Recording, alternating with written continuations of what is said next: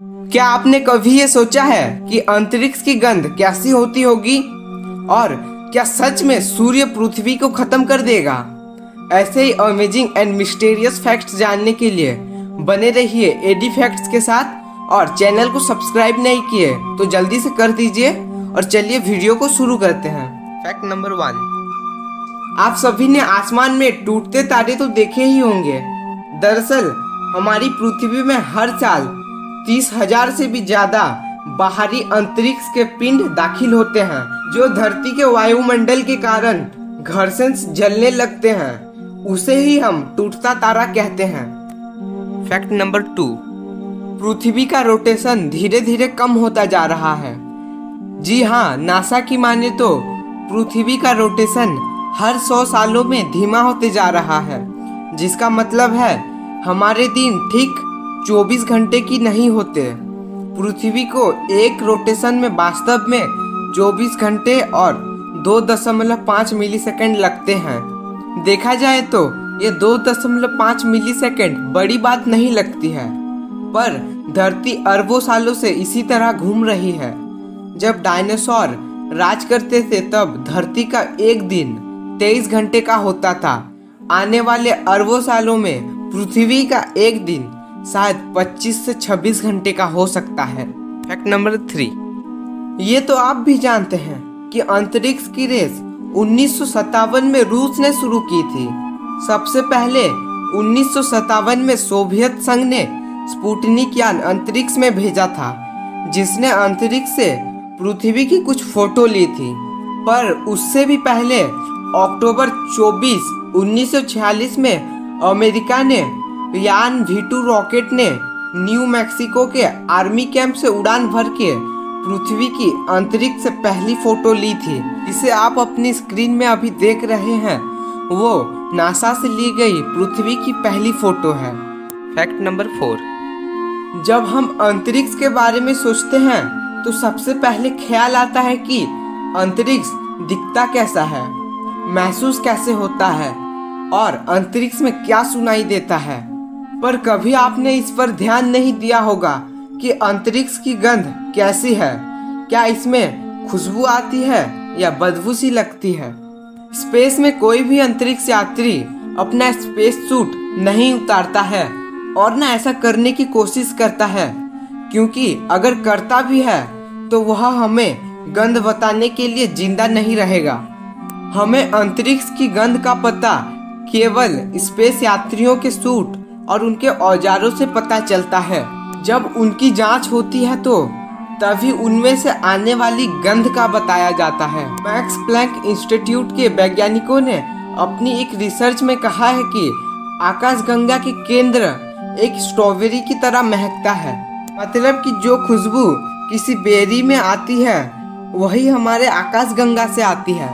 इसके पीछे तर्क यह है कि आकाशगंगा के केंद्र में इथाइल फॉर्मेट बनती है, जो खुद इन मीठी बेरीज में पाया जाता है। फैक्ट नंबर 5, सूर्य की तूफान से हमारी रक्षा करता है पृथ्वी का मैग्नेटोस्फीयर। सूर्य से निकलने वाली सोलर वाइंड या सौर हवा, जिसमें अरबों खरबों एटॉमिक पार्टिकल होते हैं, जब वह पृथ्वी से टकराती है तो वह पृथ्वी के मैग्नेटोस्फीयर को प्रभावित करती है। मैग्नेटोस्फीयर पृथ्वी का चुंबकीय क्षेत्र है जो पृथ्वी की सौर कणों से रक्षा करता है। साल 1859 में एक बहुत विशाल सौर्य तूफान पृथ्वी से टकराया था।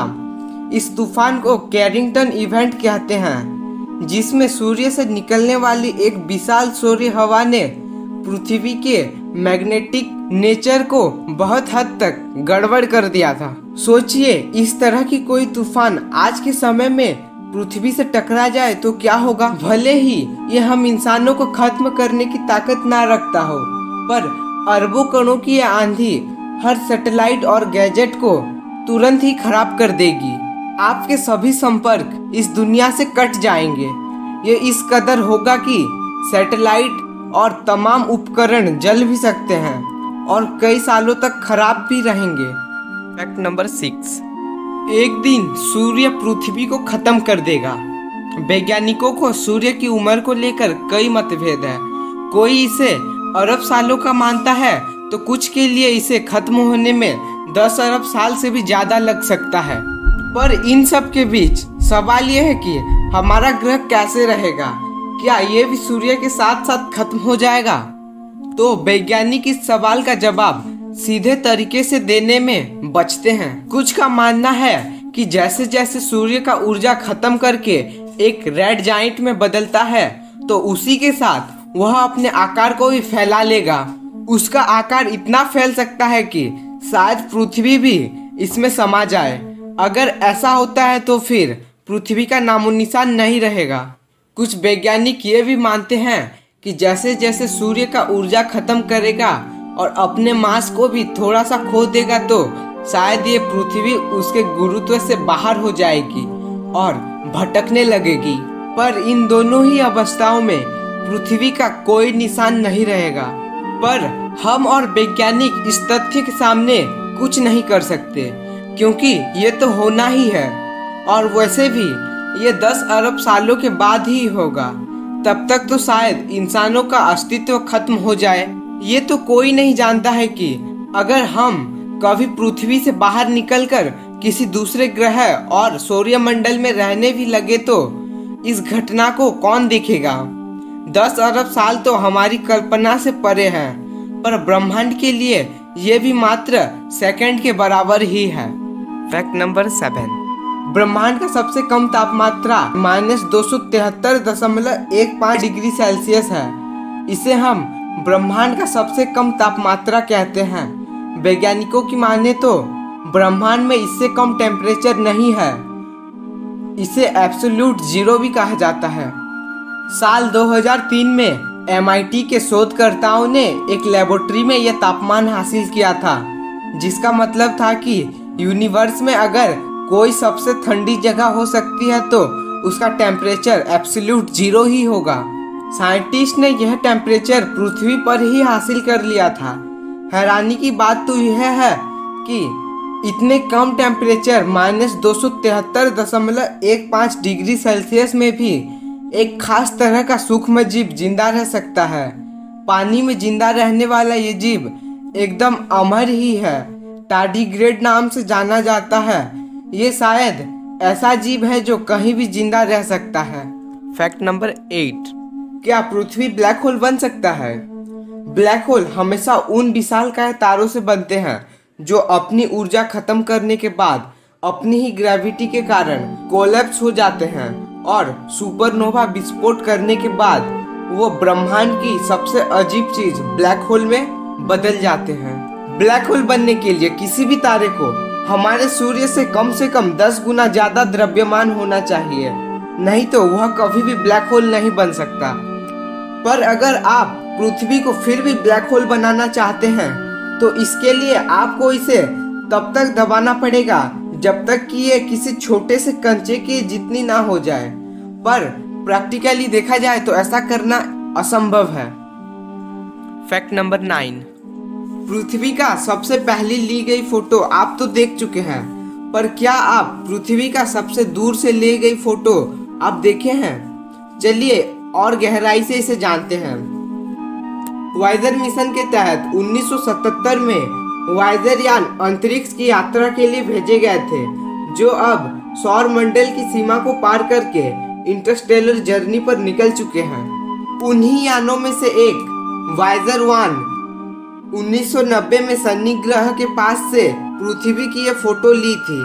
ये एकमात्र पृथ्वी की ऐसी फोटो है जो 6 अरब किलोमीटर से ली गई है। इस फोटो में पृथ्वी सूर्य के एक किरण में छोटे से नीले कण की तरह दिखाई दे रहा है। इस फोटो को सबसे ज्यादा अंतरिक्ष वैज्ञानिक कार्ल सैगन को प्रभावित किया, जिन्होंने इस ऐतिहासिक फोटो को पेल ब्लू डॉट का नाम दिया। ये लास्ट और आखिरी फैक्ट नंबर 10, पृथ्वी बहुत तेज घूमने वाला एक यान है। आप ये जानकर चौंक जाएंगे कि जब मैं यह कहूंगा कि हम एक ऐसे यान में सफर कर रहे हैं जिसकी गति अब तक के बने सबसे तेज यानों से भी लाखों गुना ज्यादा है। आपको भले ही लगे कि आप तो आराम से चेयर पर बैठे हैं, पर वास्तव में हमारा पृथ्वी एक यान की तरह ही है। ब्रह्मांड में चक्कर काटती है। इसकी गति 21 लाख किलोमीटर प्रति घंटे की बराबर है। वीडियो पसंद आया तो लाइक करें और हमारे चैनल एडी फैक्ट्स को सब्सक्राइब करें, साथ ही में बेल आइकन को दबा दें ताकि हमारे लेटेस्ट वीडियो की अपडेट आपको मिलती रहे।